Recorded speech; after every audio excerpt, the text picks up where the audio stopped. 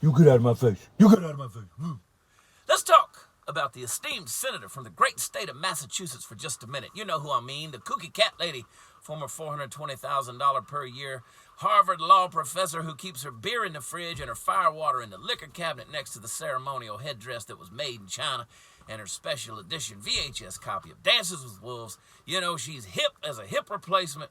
An old lady that probably serves up crab bisque and caviar at powwows while humming Colors of the Wind. That's right, Willie. We're talking about Elizabeth Warren. That's right, as I like to call her, Princess Runs with Bad Ideas. You know, Pocahontas herself. She is unfortunately a much referred to favorite right now for the Democratic presidential nomination.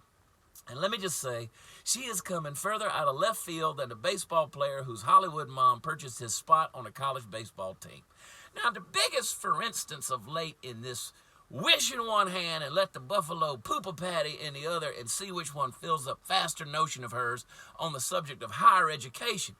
Senator Warren is proposing that if she becomes president, her administration will see to it that not only will college be free to anyone who wants to go, but that student loan debt will be wiped out entirely. Now understand that when you're in a political party where you have to run against socialist windbags like our good friend Bernie Breadline Sanders, you have to get out in front of the American people and say anything while proving that you can jump the shark not once but constantly.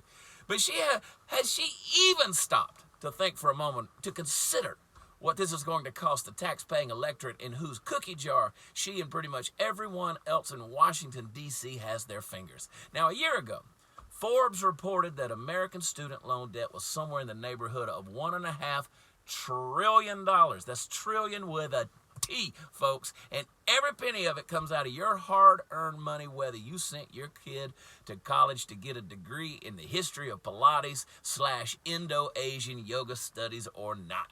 Now, Willie, not only is this a bad investment for American capital, but it sets a bad precedent as well, just like the notion of free college in the first place does.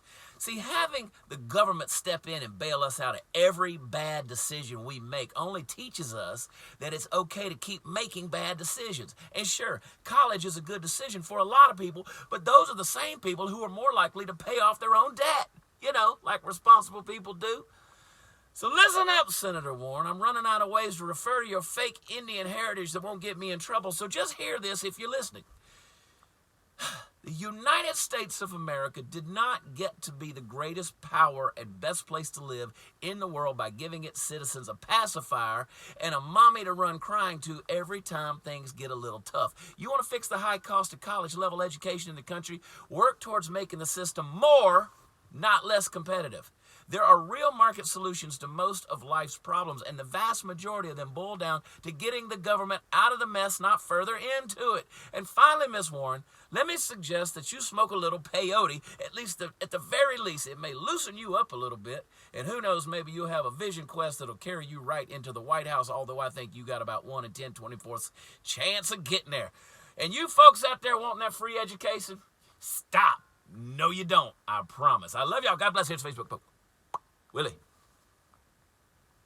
I know.